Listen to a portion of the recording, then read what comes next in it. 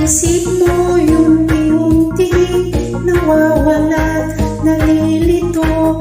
Ang tulad mo'y parang puso, unti-unti naglalaho.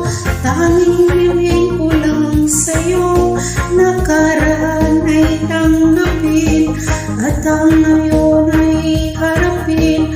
Ang bukas mo'y darating pa, kaya't huwag sanang damdamin, pagkat ito'y payo lamang mula sa akin, kaibigan, na sa iyo'y nagmamahal.